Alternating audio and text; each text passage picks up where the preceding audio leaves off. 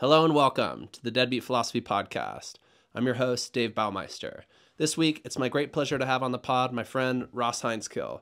Ross and I covered a lot of ground, political and otherwise. We talked about patriotism, institutions, Hamilton, the Federalist Papers, bureaucracy, the constitutional crisis in the U.S. and abroad. We talked about Ross's time in the Air Force. We talked about history, the history of political philosophy, and also about the Fourth Crusade. So this is a conversation you're not going to want to miss today with Ross Heintzkill.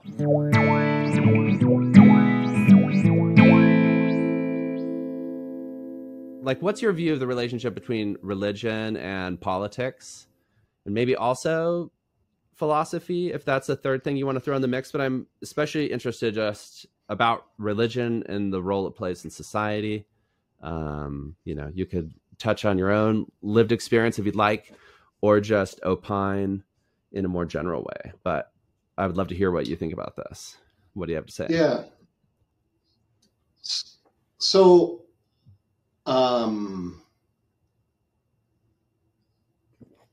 it's hard for me to separate my experience, I think, as an American from the question of what role religion has in society and politics in particular.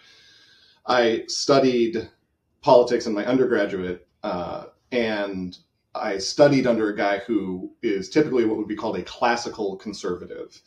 And so a classical conservative isn't necessarily a conservative party or a Republican. Are they the conservatives who like Mozart and Beethoven? Like, they really like classical music?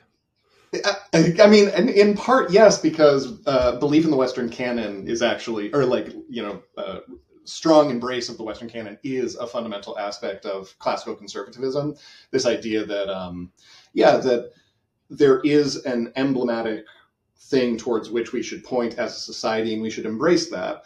Obviously, that can go in many bad directions, but in the undergrad and at the poli-sci 100, 200 level, what you're mainly discussing is the founding documents, and that's another aspect of classical conservatism, is this real enshrinement of the Federalist Papers, the Declaration of Independence, the Constitution, and all of the writing around it as well. So obviously the Federalist Papers are like semi-official, and then there's also the biographies, the writings, the letters that kind of support them, and from which you get tons and tons of theories about what the founders really meant and what people wanted out of American society and the American experiment. So did you read? So I think it's really complicated, obviously. Did you read a lot of those primary texts during your education? And that's cool. Do you still check that stuff out these days? Or is that what has reading that stuff at some point in your life, what has that done to you maybe as a citizen?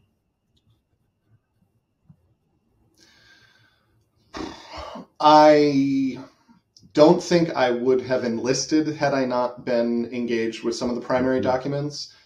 Throughout a lot of my life, I've had a pretty fraught relationship with patriotism, and I truly and earnestly love the notion of the American experiment and the American project. I pretty unironically love the country that I happen to be born into through sheer luck. I think there's a lot of privilege, especially being an American. I think there's a lot of privilege that comes with that, but I also think there's a lot of opportunity everyone should take to check their patriotism against the luck of their, being in that time and place, or just the random luck of being there. But I really do love the classics and the idea of some scrappy guys came over and decided to try something new. There's a lot of revisionist and other ways of viewing it as well, that the argument is actually we were just getting rid of monarchy to embrace rich landowners. Fine. I mean, we can say that was the American experiment. We can look at it through a really cynical or a Marxist or other lenses that kind of, I think, are important to challenging where we are today.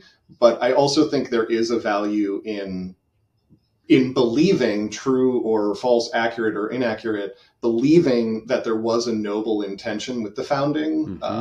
I know this is not necessarily an exclusively American podcast, so I don't want to make it such. No, but it's globally relevant. It really is, and especially in these days, all this weather, you can't ignore this because it is that period shaped the U.S. and continues to shape it. And it's like that the whole project gets laid out there, and it's just this big experiment that's been going on for that amount of time. And where it's leading right now is very questionable and uncertain.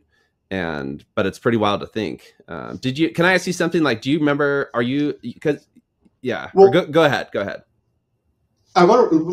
Let me rewind real quick, because there was one point as you were saying that that I want to kind of foot stomp, and that's I think patriotism is a valuable thing, and I think looking at it is important. And the quote that is often given in at least in American circles is "My country, right or wrong," and it was said by a fellow named Decatur, I believe. And a lot of people cite that quote as what patriotism means. My country, right or wrong. And kind of blind that observance. Is the worst form of patriotism. Blind obedience. To me. Yes. But what that quote leaves out is the second half of the quote, which is, my country, right or wrong, if right to hold it and if wrong to correct it. What he was actually saying was, it doesn't matter. I can't leave my country. I can't leave behind the fidelity I have to it, but I can acknowledge when it's wrong. And that to me was a fundamental part of my my political experience with patriotism, was saying like, no, this matters, and participating in this matters. And it's not to say America has done no wrong, or the American officials or bureaucrats have done no wrong, but I can participate in it, and that's important to me to be able to do. And I think most patriots rightly get painted as zealots or idiots or people who don't question things. I think a critical patriot is a very valuable thing.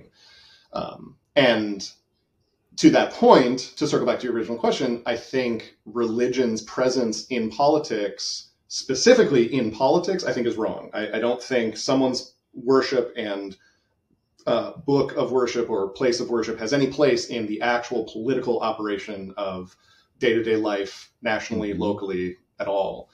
But I think the presence of religious tenets and religious ideology can shape and influence very positively the direction of discourse when it's one of mercy and grace and forgiveness and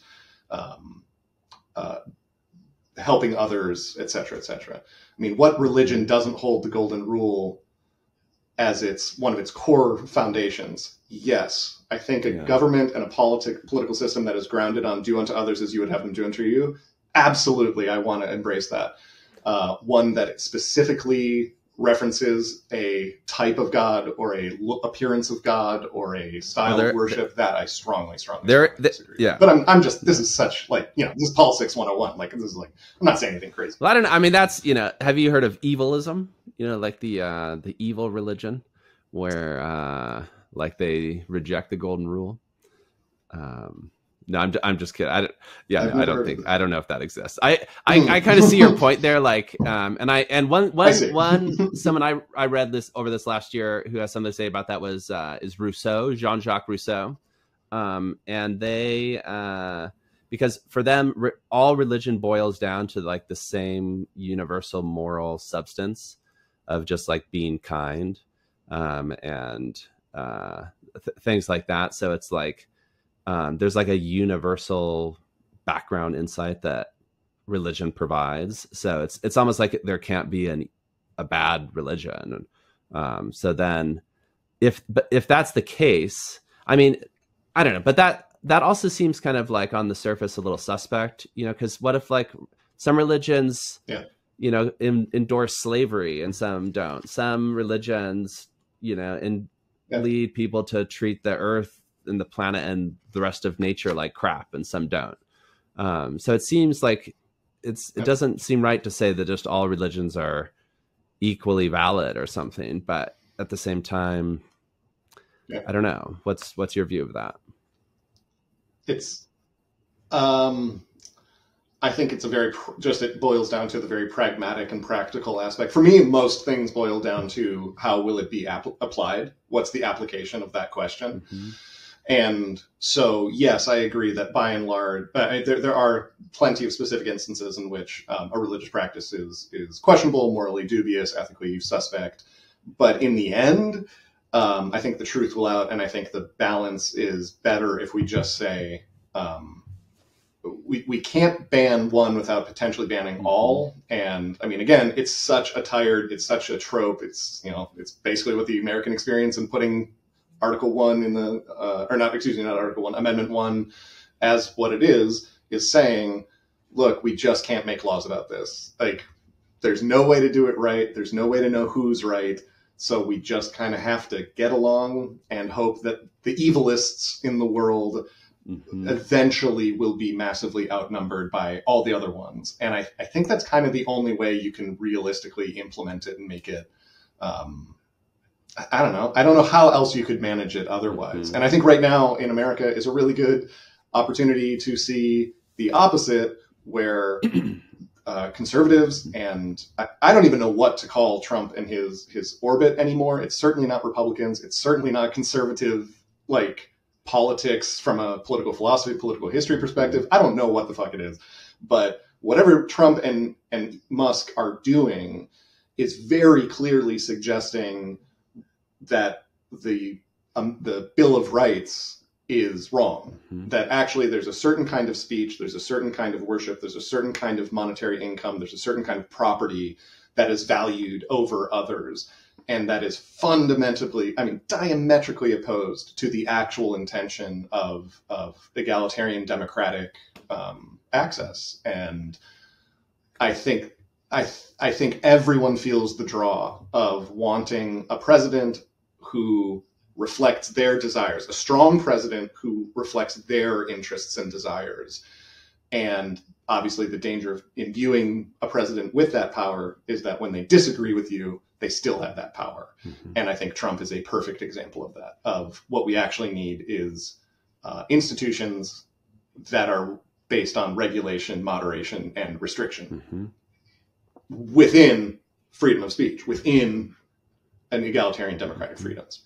So I don't know. I kind of got off on a political philosophy, classical conservatism. No, I love it. I love it. Answers your question. It's absolutely. It seems like the boundaries between church and state are being tested and expanded now, and just like what the state is, and I guess what the executive is, and in the government, how much power the executive has, and Congress renouncing its power at the moment, because Congress. Republicans in Congress ostensibly are supposed to be determining spending, and programs that they pass should not be. That has to do with what the Impounding Act and Trump's violation of it now. So it's like the Federalist Papers. I like that you mentioned those before. So it's like I was actually reading about those the other night. Like, do you have anything to say about the Federalist Papers? Like, do you? If you remember them at all, like, are you more of they're phenomenally well written. Are you more of an Alexander Hamilton or a James Madison guy, or like a John Jay guy? I guess he wrote like a handful. Well, if you've seen Hamilton, you know that. Yes. God, I wish I had the memory of the musical theater I used to have, but that John Jay wrote 3, John Adams wrote 13, and Hamilton wrote all the other ones, or whatever the line is. It's such a good delivery. But no, Hamilton was overwhelmingly the author of the majority of them. But also in the fact that there is a conversation around, like, are you a John Adams guy? Are you a Hamilton guy? Is actually, for me, one of the great cases in favor of the Federalist Papers. And I think Hamilton would agree, I think, that it's problematic that he wrote so many of them for the very nature that it was supposed to be a marketplace of ideas in support of this nascent argumentative potential in the Constitution. The Constitution was not meant to be a hard and fast, codified, immutable thing. It was meant to be a structure by which I can't remember how many states there were at the time of the Constitution. 13 colonies, 13, I can't remember. Oh yeah, also yeah. Well, the 13 colonies had the original documentation that failed after 9 years. The articles. Oh my God, I think it was the Articles of Confederation, and that failed, and that's why we needed the Constitution. And so they were attempting to say, look, we do need a centralized power authority, but it can't be a pyramidal totalitarian experience, authoritarian at that time experience. It needs to be diverse, and it needs to be eclectic, and it needs to be a marketplace of ideas, and it needs to be challenged within this framework. And so I think Hamilton himself would agree that the fact that he wrote the preponderance of the Federalist Papers is problematic to that very argument, that it's like meant to be many voices. But no, I think I haven't read every single one of the Federalist Paper essays, but I've read many of them, and they're great pieces of literature. They're great pieces of thoughtfulness, and I mean, they're political essays of the time. And I think there's a lot of I know plenty of people who would, I think, align themselves in just kind of a anti-conservative radical left. Maybe not even radical. Maybe, I mean, that's overstating it, but just a leftist, and there's a real spirit of burn it down, do something new, burn it down, do something new. It's kind of a shorthand for engaging with political discourse and political philosophy. And they just think, well, what do these dead white dudes know about, cell phones? They couldn't have anticipated that. And many of those arguments are perfectly valid, that a lot of the things that were put into the Constitution were contextual and a framework for their understanding of the world and economics and geopolitics. Sure. But if you dig into the Federalist Papers and if you dig into the letters, you start to see that they were just as aware of the potential problems as we are now experiencing. And George Washington's farewell address is also a perfect example of this. He laid out many of the things that we have seen in the middle of the Civil War, in the middle of World War II, in the middle of the Cold War, and right now. He was warning us. We can't be beholden to the executive. We have to be careful that the true power resides in the people. And that also goes to your point of right now, there's an unbelievable dereliction of duty on the part of the Congress and the Senate of just letting the executive be the executive. There was a time when the fight existed between the Senate and the presidency, and the House and the presidency, and the House and the Senate. There was a real vying for power within each of those institutions, and that was a valuable thing for America writ large. And now there's such an abdication of responsibility to just like, well, if the president says it's okay, then we should just go with it. And because, I mean, my cynical, short-sighted view of it is that each of them just want to be president next. So they just want the power for themselves. So they're just kind of clearing the way for themselves when they hopefully get there. I mean, it's it's in their, it's exactly in their interest. It's exactly in their interest. And they're very afraid of being primary. Ideally should have a weak president. Yeah, exactly. It's crazy how much power. And the Supreme Court, with their decision, in 2023, with the expansion of immunity, presidential immunity. So basically it's kind of like just like a blank pass, get out of jail free card, like a bathroom pass, just that's always able to be used. Whatever the president thinks is right is, can't be illegal, basically. Well, that also, and that speaks to a whole other aspect of the experience, which also that, I was in the Air Force with a top secret clearance, and the clearance originates from the president. Actually, it is very explicitly written into law that the clearances all go back to the executive. They are enforced and they are legislated, but then by the Congress and by the legislature, but they are actually executed upon by the executive branch, which means your clearance goes to the president. He or she, but so far he decides what is available to them and who can see it. And then his office delineates that, and then it's implemented by a number of agencies, and it trickles down to operational stuff that I would have touched. But that's the. In theory, it is true. In theory, it is true that the president has the final arbiter on is the final arbiter on clearances and what is classified.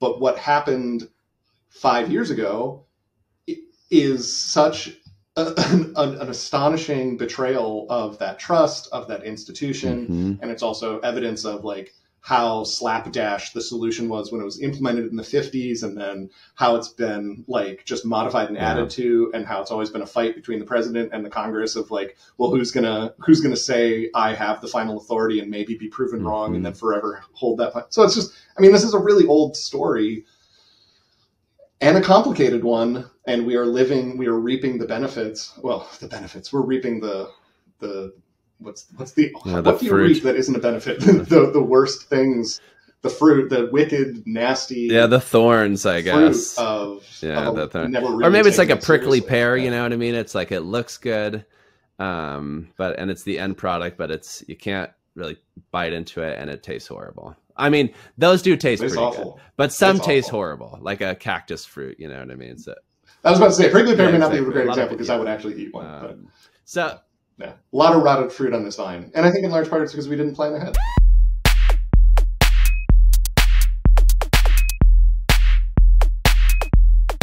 It makes me think about, living here in Germany and comparing the situation in Germany and in the United States around institutions at the moment is interesting, and around bureaucracy, because Germany is notorious for its bureaucracy. And there is incredible bureaucracy here, which I'm sure maybe you experienced in your times in Germany or your connections with Germany. But people in the past, I think, have been more optimistic about it here, or positive, and saw that bureaucracy there's like a trade-off. It's like, yeah, it's bureaucratic, but then everybody's held, it's fair, and it's relatively efficient. And it's right. It's correct. It's like morally correct. It's consistent with the law, and everybody should. And not only like morally. Yeah, not only morally. So my father, my name is Heinztkill. We know it's more from Prussia than Germany. It's now modern day Austria, but we've been in America for a long time. But one of his sets of grandparents were German, and he was raised on a farm in part, and certainly some of the German exacting precision has come through in my father's experience, from his father's experience of this. There's a right way to do it, and it's not necessarily morally right. It's just like, if you're going to do it right, and if you do it right, document it so that you know exactly what the right way is. It's just like, it feels, at least from the American experience, maybe it's stereotyping, but it feels very German, of just like, there's a way to do it, and we're going to do it. And it's like, yes, it's exactly right. And that's what a good bureaucracy does. Is like, why do it 100 different ways? Do it once, the right way. But the thing in Germany now is, I think that most people, I think the majority of the population, even in surveys I've seen and stuff, now think that the bureaucracy is somewhat broken, and it's overly bureaucratic. It's dusty. It needs reform. And so it's like tables have turned. I think similar things happen in the United States with, Trump is a very, like an anti-institutionalist, turning the enemy within and the deep state and all this. And but there's some credence to that critique of bureaucracy. Certainly here in Germany, things are extremely slow. I've had to do my like immigration stuff. It's like you can't get appointments. You have to call telephones that are just on busy for months until someone picks up. Like, honestly, I had to do that for my driver's license. It's like, I love Kafka. Like, Kafka is one of my favorite writers. I've got a Kafka tattoo under here. But I always thought, like, as an American reading Kafka, I was like, oh, this is more of like a fantasy. Like, bureaucracy can't really be like this. Kafka, you're embellishing a bit in you're like, check your like early 20th century bureaucracy as like an insurance adjuster. But now moving here, it's like there's definitely something Kafkaesque about that, and standing before the law and all. But so there's got to be like a balance to be struck, I suppose. And who's to decide whether which bureaucracy works well or not? And there's a lot of difficult questions there. I want to move us on though, Ross, just into why don't we do this? Why don't we let's skip to some fun topics or some historical topics, and like bruise through these a little bit together, or cruise through them. We don't have to bruise them, but let's cruise through these. and then we'll come back into the contemporary with Trumpism, and Cool. that would be like a way to kind of tie That's up cool. the biographical thread of like exiting the military and kind of where you are with things now, and your view on U.S. politics. And so, but first, like, tell us about the Fourth Crusade. What the heck is that? I've heard of the first, second, third, and fifth, but I've never heard of this fourth one. Dude. So the Fourth Crusade was in fact not the fourth. It is the fourth named one. There were more crusades than the ones we have numbered in history. So the Fourth Crusade was closer to like the Sixth Crusade, because there are also a few that went over to Spain and North Africa. But for the most part, the Fourth Crusade... And they were kind of forgotten about. Yeah, so it's like the historiography of crusades is itself all plastic. And is itself completely screwed up. Yeah. But no, so the Fourth Crusade starts off in 1199. And the Pope had just become the Pope, and he was like, hey, everyone, let's go get not Jerusalem, let's retake Jerusalem. Because fairly recently, the Sultan had taken back what the First Crusade had won, which was Jerusalem, and had put like kind of a Western power foothold in the Holy Land. Mm-hmm. And then they retook it. The Turks, what we would now call, no, excuse me, I'm getting my timeline mixed up. Not the Turks, the Muslims of the time. I can't remember the caliphate under which this happened, but it was one of the caliphates took back Jerusalem. And so the Pope, because the different crusades, there were different, there were different bodies in kind of control in, you know, over the centuries, in like in Israel and the Holy Land and Jerusalem in particular, and that just being this like target.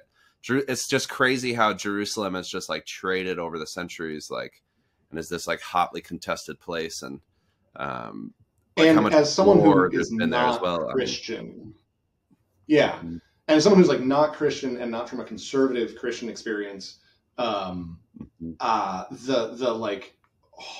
hard-on that the Catholic Church has for Jerusalem is nonsensical to me. I do not understand it. I've studied a lot of history that takes place centered on like the Holy Land, and apart from the fact that Jesus was purportedly born there and died there, and that's where we need to be, I don't get it. It doesn't make sense to me. But I understand. Like I get it from I've read about it. So Pope Innocent says, guys, we got to go take back Jerusalem. He sends out a bunch of his priests and messengers to go tell the Germanic lands, the French, and the English, basically, and the Spain, but for the most part, France would be where most of the Fourth Crusade would come from, most of the people participating in it. Mm-hmm. So one of the things I find really fascinating about this is that this was obviously medieval. They had no real infrastructure to speak of. These were disparate and often warring nations. So he actually asked the kings of England and France to participate in this crusade, but they were busy fighting each other, because at this time England occupied much of Western France. And so the kings of England and France were like, no, we're too busy killing each other. And so instead the Pope went down one tier to some of the high nobility of France, got some of them on board. They got really excited for it. They traveled to Venice and made a contract with the Venetians and said, hey, we're going to have 20,000 guys here who need food, water, and transport to the Holy Land. So you tell us how much that'll cost, and we'll contract with you. So, and they were able to do that with no advanced warning. Or I guess there had been the previous crusade, so those Venetians are probably like, all right, we got some ships you can use if you need for your 20,000. Well, funny you say that. No. So the Venetians were like, we are by far the largest like mercantile, city in medieval Europe right now, and we can't get you there. So what we'll do is, we'll shut down operations for a year. We will convert all of our existing ships into transport ships. We will build a fleet of military ships, and we will cancel all existing trade contracts. as we go build this fleet and collect provisions and water for 20,000 guys to be here to travel to the Holy Land. It might be 30,000. I'm forgetting the exact number that they. And was this one just like males, or like what do you mean, like, or was, because there was also like the Children's Crusade and stuff. Did this have some kids tagged along, maybe like a stray dog or two, like a chimpanzee, or like some other got swept up in the enthusiasm? Yeah, like camp followers were a thing. I would have to assume this was only the fighting men and their horses, and they're like the people who needed the transport. Yes. Yeah, I don't know what like camp followers would have done if they would contracted their own, gotten there on their own, or maybe would have been partially. That I just don't know. That's a really interesting question though, because the logistics of that I'm uncertain of. But so they signed this contract, this massive, very expensive contract, expecting that in a year and a half, Venice will be ready to move 30,000. I think it was 30,000. I can't remember. Men from like Venice to Jerusalem. A buttload of dudes. A buttload of dudes. And now with these four guys and they're everything. And they want to get these four men were now on the hook for going back to France and getting 30,000 guys to Venice to go on the Crusade. And the guy they sent, or the guy who's in charge of it all, was, like, no joke, the Taylor Swift of medieval France. He ruled. Everyone loved this dude. He was, like, knightly. He was courtly. He was everyone's favorite guy. He was rich. Did he look like Taylor Swift a little bit? I doubt it. I actually don't know what he looked like. But not 1 month after leaving Venice. This guy, all out of proportion and non-representational. So... But 1 month after forming this contract, he dies. And they are left with 3 nobles who are far less known, still popular, but not, like, it is nowhere near. It's like the Chris Pratt of medieval France compared to the Taylor Swift. Like, sure, he's a get, but he's not fucking Taylor Swift. Sure. So these guys can't do it. They can't get 30,000 guys to go to Venice. And they start finding out that people coming from, like, Norway, England, and the south of Spain are sailing to the Holy Land on their own. They're like, cool, we'll go on the Crusade, but we'll just meet you there.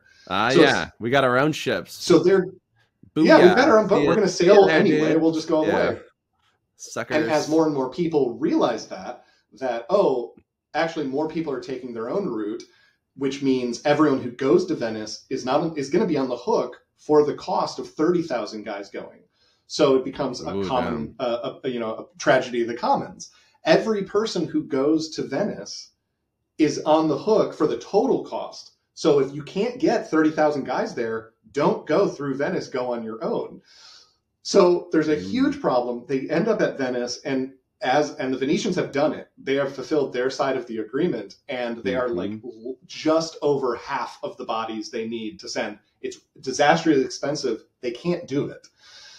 Long story short, the Venetians say, well, help us sack these cities that have used to be under our control but have been independent since, in the last couple of years, and we'll see if that pays it off. So they just take this army along the coast of Dalmatia and conquer Christian cities. They just take Christian cities and take the booty, but it's still not enough. So they're waiting in a city called Zara, the king of which is a crusader himself. And this is like modern day Croatia and such, or? Yeah. So they are visited by the prince, the deposed prince of Constantinople. And he says... is he just like wandering around? He's like, I'm going to visit you guys. He spent 6 years wandering Europe asking nobles to help him retake his throne, which his uncle took from his father. Okay. So he's like, I'm the rightful king. My dad's the rightful king, emperor. Put me on the throne. I'll pay for you guys. And he says, I'll pay for you guys to get to the Holy Land. I will set up a military first class tickets. Stays. Exactly, first class, all expenses paid. I will set up a military expedition that forever stays in the Holy Land, so you never have to do this shit again. And I will convince the leaders of the Orthodox Church to be under the jurisdiction again of the Pope. So the Great Schism is now like 200 years old. The Pope is no longer in control of the Eastern Orthodox Church. This is huge. So if the Crusaders can get the Orthodox Church, maybe the Pope will forgive them for attacking 4 Christian cities. So they're like, cool, we'll do it. They go. comedy of errors. It is insane what happens when they're at Constantinople. But they're there. Long story short, they get the prince on the throne. Okay. And then the prince realizes, I don't actually have enough money for you. And another to actually fund the crusade itself? To actually do any of the promises he made this army. So now he has an army camping on his doorstep so that he about promised to pay, but he now can't pay. Yeah. So okay. And what are they going to do? I mean, it's not like there's a court or something, or they can like, you know, they're just like, they've been all like used up to pillage some like villages in like a very horrible way, and they've been kind of like used, and they're like wringing their hands. They're like, but all the like Norwegians are already over there in the Holy Land, and we just want to go too. So, and did those other guys start fighting when they were in the like the ships that did get there? Were they like, okay, are we going to wait for those guys still before we start crusading, or were they just like, as soon as they hit the beach, they're like, let's just go? I'm less clear on that. Yeah, I'm less clear on that. So there was a permanent occupation of Western forces in Jerusalem and Acre and some of the other cities. So the Crusade was more like a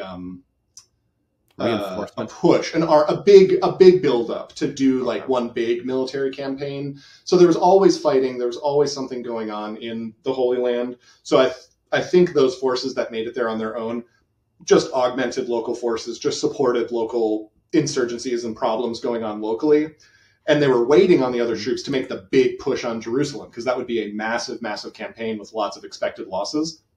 Yep. So they were waiting on the forces that were Constantinople, but the Venetians wouldn't take them to Jerusalem because they were like, no, if we take you there, you're never going to pay us. So now this massive army is in Constantinople, stranded there, and the guy who they just put on the throne is refusing to pay them. Mm-hmm. Things go wrong. The prince gets murdered by his advisor, who then takes the throne for himself. And the army outside is like, okay, wait. So now no one's going to pay us. We're outside the walls. The guy we had all these agreements with is dead. I guess we're taking the city. So they end up sacking Constantinople. And I cannot overstate, Constantinople was the gem of the medieval world. In 1199, 1202 is when this happened. Constantinople was the economic, trade, technological, cultural powerhouse of the world. Maybe not Eastern. I don't know what was happening in 1200 in like in Southeast Asia and East Asia, but certainly in the West, undisputed gem of Christianity. And this crusading army that was sent to fight Muslims sacked the Christian city of Constantinople, murdered, raped, burned, looted, stole holy artifacts, stole holy gold, and melted it down. They burnt the city to the ground, the biggest, most populous city by an order of magnitude, and they burnt it to the ground and then instituted their own empire in its place. That lasted for like 60 years and then eventually collapsed, and that's when the Turks came in, and that's when it reorganized, and there's a whole thing. So it was a hugely, hugely, hugely destabilizing event, really fundamental to the formation of like the Holy Roman Empire, and like just a really, really important order of events. Yes. And led to the ultimate collapse in 1453, the sack of Constantinople, which is truly the end of the Roman Empire as we know it, because there are some that would argue that Constantinople inherited Rome's tradition when the schism happened. Whole big story, but the punchline. Yeah, I agree with that. I like that idea of like how it's like Rome didn't really go away. It's just like it went to sleep over here in the East, and it was like and it lasted. That's kind of what happened, and it's like these things. Yeah, exactly. These things like survive and continue in certain ways. But there's a good story there. I think like we especially in like and in philosophy to tie it back, it's like they Western European history is prioritized in a way, and I think the that period of medieval culture and thought, and in particular like Constantinople, and I guess that even like earlier is displaced in those narratives. Yeah. So I think there's a lot of room for thinking about how important, but that just seems like such a crazy event, that sacking and burning and destruction of Constantinople. But it's one of those throughout human history where it's just like before and after, it'll never be the same. Exactly. And I wonder if we're living through one of those now, I mean, maybe it's all relative and there's always one happening depending on where you look, but it feels, you can't go back. It's like there's certain things I guess pretty you singular. can't go back. That's a pretty big, I mean, it would be on the scale of like a major capital being sacked. But the key for me is like that Des Moines. Like if Des Moines got sacked, I would say if DC got sacked by a bunch of Illinoisers or Iowans. But so the thing for me, and the reason I find it especially interesting, again, going back to like my nerd brain and processes and bureaucratic stuff, is that's such a good example of miscommunication, poor leadership, and lack of like good project planning that necessitated that course of events. Like all of these things, it was a bunch of dominoes that lined up, all because when they got to Venice, they way overestimated how many people were going to be coming and way overcommitted to how much they would pay. And that led to this necessity of funding it, keeping people there, keeping attention high, convincing people the real enemy is Constantinople. And meanwhile, you've got these like peasants who are signing up for the Crusade because the Pope promised them they'd get a free ticket to heaven if they go and killed some Muslims.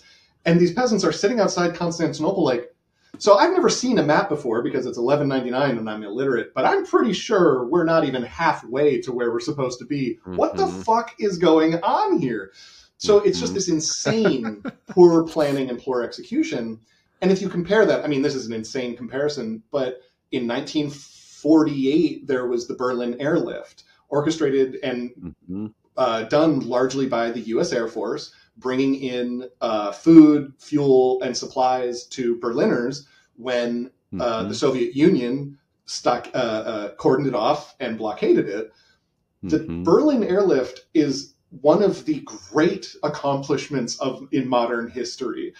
280,000 planes took off and landed on an airstrip that it's like before they did it, people believed it was impossible to land a plane on, much less keep it going in a nearly continuous stream for months on end.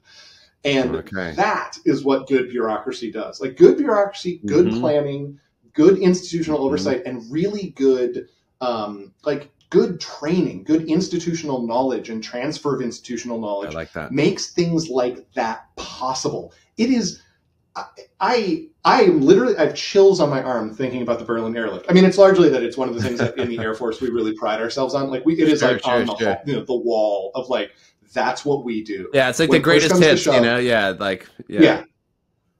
But really, like, it was also in the middle of the Cold War. There's a lot of like geopolitics. There's a lot of international stuff going on and why it's also important. But also just the fact of the matter that the Air Force at the time accomplished what no one would have thought was possible because there was no alternative. And yeah, I think there's like a connection there of that's what good governance and good politics and good leadership and good institutions in particular, institutions can do is things like that. And when you have lack of institution, when you have lack of infrastructure, when you have lack of planning and institutional knowledge transfer, you do get things like the Fourth Crusade. Now, obviously, we have a lot of advantages over the French nobles who failed so catastrophically, but also I think there's an argument that could be made.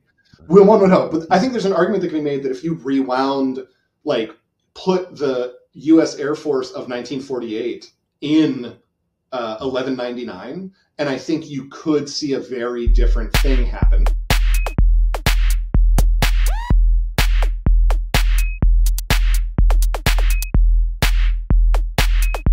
All right, Ross, I'm going to ask you another question here. So about, and here I'm going to try to this is going to be one of these questions where a lot of questions are rolled into one, and I'm going to present it as if it's one question.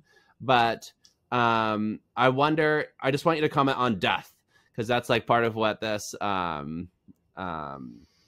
this project involves in a certain sense. And I see death as a philosophical question par excellence.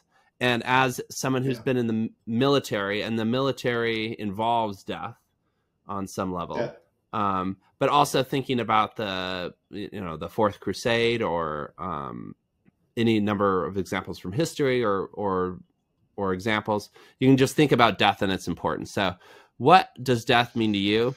And bundle that up just quickly with like your veteran experience and then into the where you're at now in your life, If you could, I know it's like, yeah, if possible, So, you know, yeah. I mean, it's like, that's a big bomb to drop, I suppose, but there you go.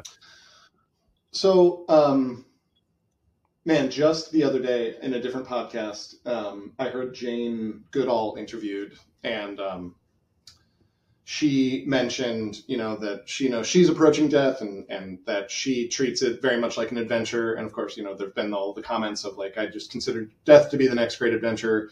The interviewer of that podcast, whom I've listened to that podcast quite a lot, I did not know this story about him. He rarely tells personal stories. And so I learned that his grandfather and grandmother had been together for, you know, 70 plus years.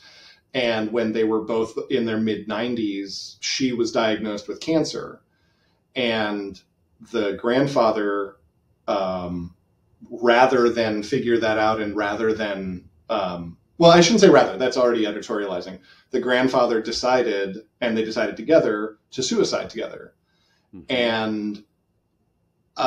And he, the podcast host, treated it like, for him, he was a relatively young man, and he called it and still considers it one of the best gifts his grandfather ever gave him. Because for him, what he read in that was that it is a choice, and that it is just another phase of life, and that he still sees it as not, death is not a thing to be afraid of. It is a thing to embrace as a natural part of life. I was really shaken by that account because I've so rarely interacted or heard of suicide being treated with anything but, you know, clutched pearls and a condemning voice and a really upset thing. One of my dearest, closest friends suicided very shortly after I had just spent like a very long time with him hiking and camping together, and I left, and the next day he shot himself in the head. It was and is one of the most defining traumatic experiences of my entire life. And I hate him for it every day. It's been like 14 years, and almost daily I wish I could just punch him in the face. Just once. Like, what an ass. But I don't think that choice should have been taken from him.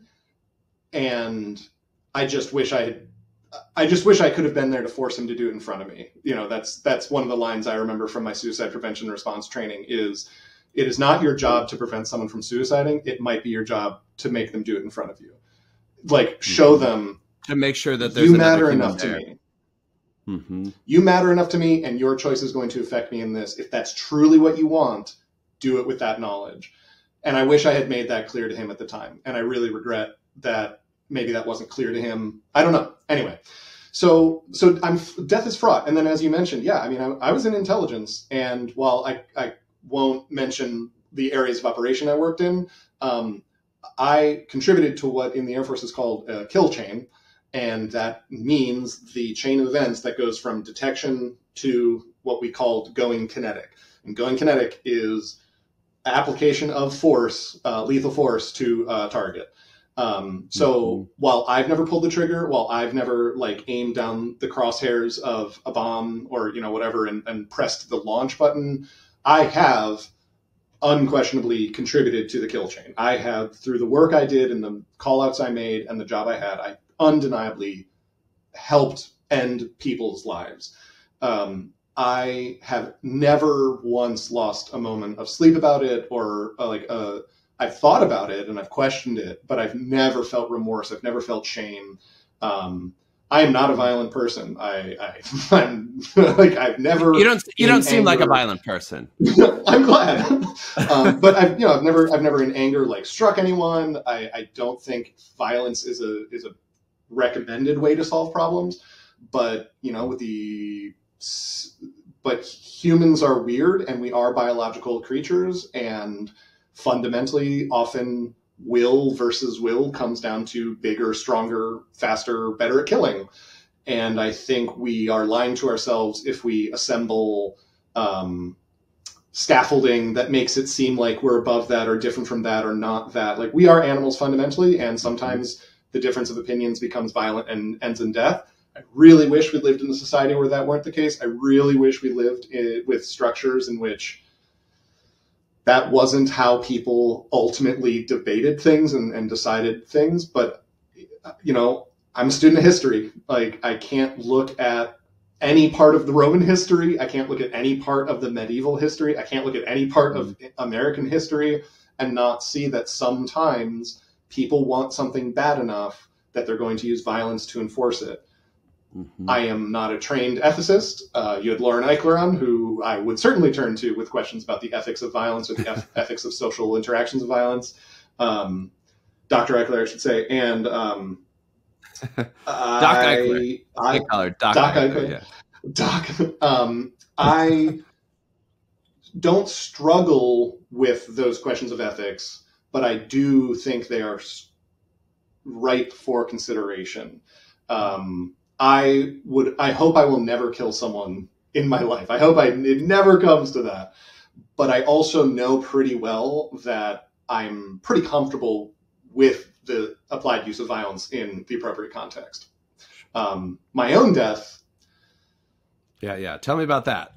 Like, what's who knows, man? Okay. Who knows? Okay. I've long held religiously, like both through the religious experience I had growing up, but also just intuition that I felt that I exist as a being outside of this body. That whether you call that a spirit, a ghost, I don't know, but it has often felt to me that I am an intelligence that is not exclusively this body, that I inhabit this body. I believe I think it's shortening it and cheapening it to say I believe in incarnation. But I do, more or less, I do think that there is something going on with this life that feels like a game, that feels like either a simulation, if we talk about in computer terms, or something set up, and to use the eternal clockmaker analogy, like it was set up and prepared. And I think there are these external spiritual beings, other dimensionalities or whatever, that pop in, occupy a lifetime, a lifespan, and leave for a little bit. Or maybe just pop right back into another body. I don't know. I don't know why I think that. It's just, I've really felt that for a long time. Sure. No, I dig it, man. I dig it. I support it. Like, and I like how you say it's like you feel. It's like belief and feeling are connected. And there's like, in philosophy, we all too often discount feeling, and we prioritize, like rationality or, other things like that, reason. And it's supposed to be, and as if that arbitrates all of these issues. And then people dismiss feeling, dismiss belief.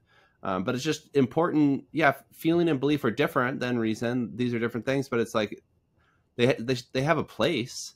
Like there's like some truth and reality to them. Yeah. And it's important to like recognize that, I feel. And I really like what you described there. So for you, that like connects with death in a way. So it's like, but there's like an uncertainty there, but there's a feeling of like life doesn't end at death. I don't think so. So, or, and like life and death are connected.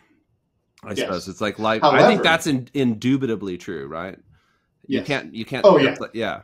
So I think in that regard, I think I'm a little unusual from a lot of people in that I don't understand the verboten nature of death. Like, it being a conversation point, it being a thing to think about, even down to like death planning and writing a will and having like talking with your parents of like, what do you want if you should be like, do you want to do DNR? I'm very, very comfortable in that space because I do think death is like not only an inevitability, also like for the same reason of like, why don't we just talk about pooping? Like everyone poops.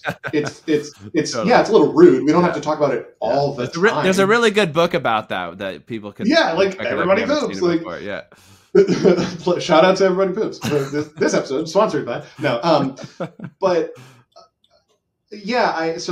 death as well. I don't really feel a lot of reason not to talk about it if it's meaningful, if it's valuable, and if it's like profitable to profitable in productive terms to talk about it. Well, it might be profitable in commercial terms too. Who knows? Yeah. Also that. But I've also developed a very different view on death since getting married, And Oh, there you while go. my wife and I don't plan on having children, getting my first dog. I was, as a bachelor, I was like pretty serial bachelor, serial monogamist for a long time, and then ultimately my wife and I got married relatively late in life. And man, buying a home with this woman whom I adore and getting this dog that has fundamentally changed I was a cat person growing up, and I am now like hard dog person. I am like, every dog is my dog. I love all dogs universally. But are you still a cat person deep down though, or is it like? Oh, absolutely. I love cats. Okay, so you think you can be both. You can be a cat person and a dog person. Yes. False dichotomy. Absolutely false dichotomy. Okay, but you don't have a cat. You don't have a cat at the house. I mean, unfortunately, I don't think my Australian Shepherd would be okay with that. But okay, no, but having these things that I love, maybe even more than myself, if that's the framing that I'm putting on it, has really changed my comfort with risk and health and dying. When it was just me, when it was just like, hey, this is my life, and I'm just gonna like do what I'm doing. I didn't think I was pretty cavalier about death.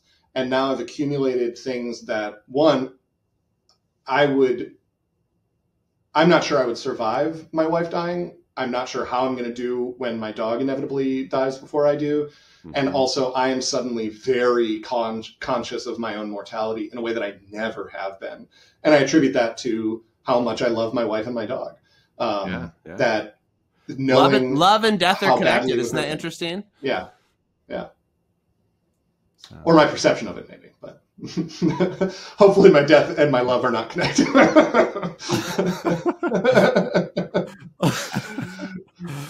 So, well, wonderful. Let's end it there. But I do have my last question for you. So, very last question. I'm prepared for it. I know the question. Yeah, wonderful. I'm glad. And I look forward to hearing your responses. So, what are 3 books, films, or albums you'd recommend for the audience? So, maybe mandatorily, my first book recommendation is The Fourth Crusade and the Sack of Constantinople by Jonathan Phillips. It is a really, really good history of the Fourth Crusade. But that's a gimme, and it doesn't count against my total count.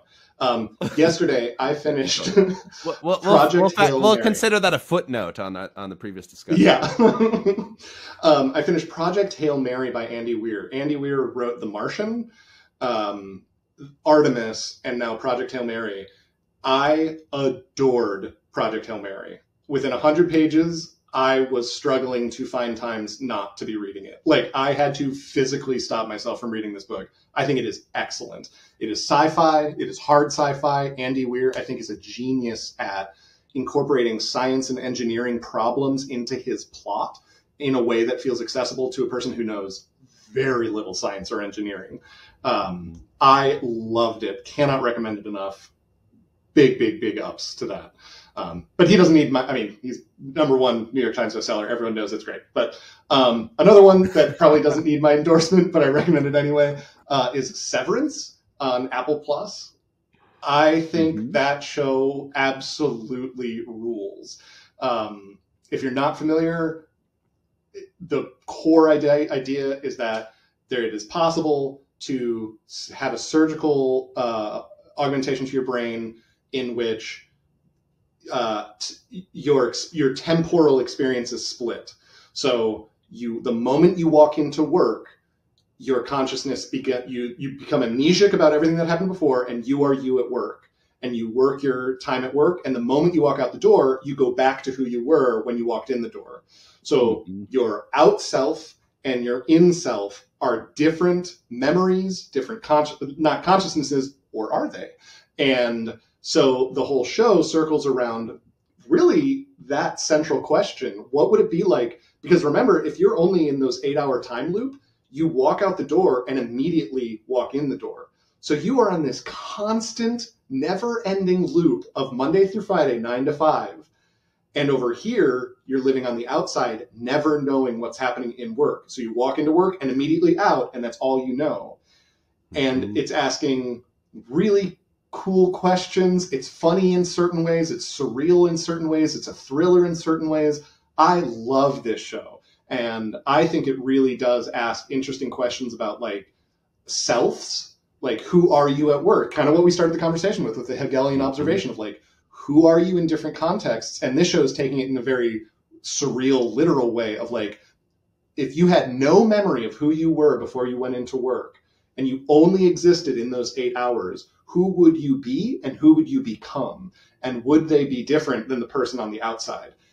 And who are they to one another? What do they owe to one another? What do we owe each other? Great show. Love that show. Cannot recommend it enough. And then I don't know what to do. That's for my third quite one. the recommendation. I'll just say, like, my partner and I,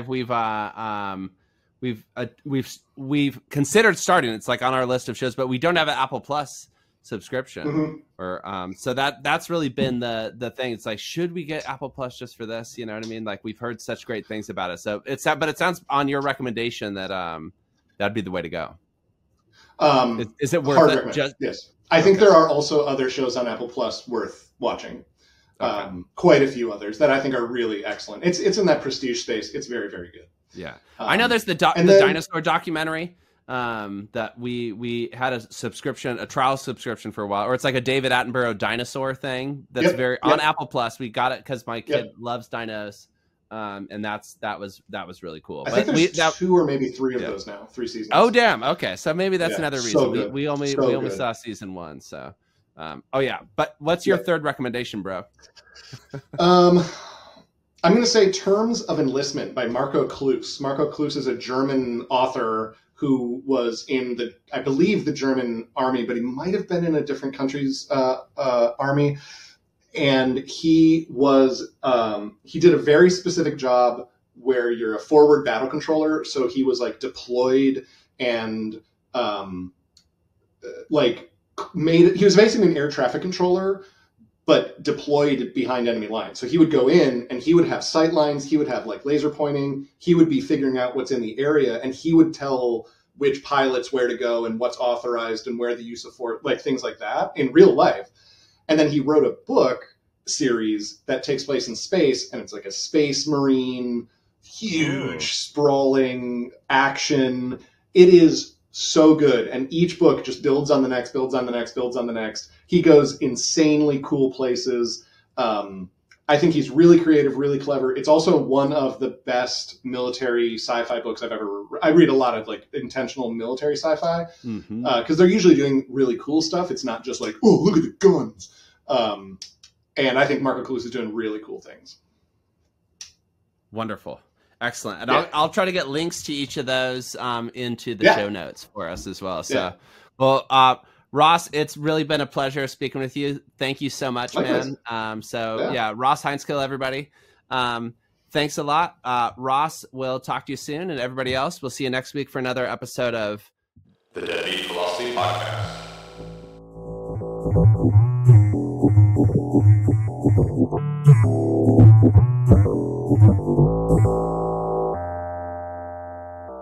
We hope you enjoyed this conversation with Ross Heintzkill. The Deadbeat Philosophy Podcast is a co-production of Deadbeat Media and the Museum Hegel-Haus, Stuttgart. For more Deadbeat content and to chip in to keep the channel going, check us out at deadbeatphilosophy.substack.com.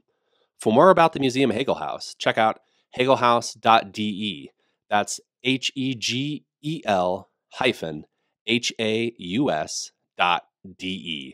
Adios and auf Wiedersehen.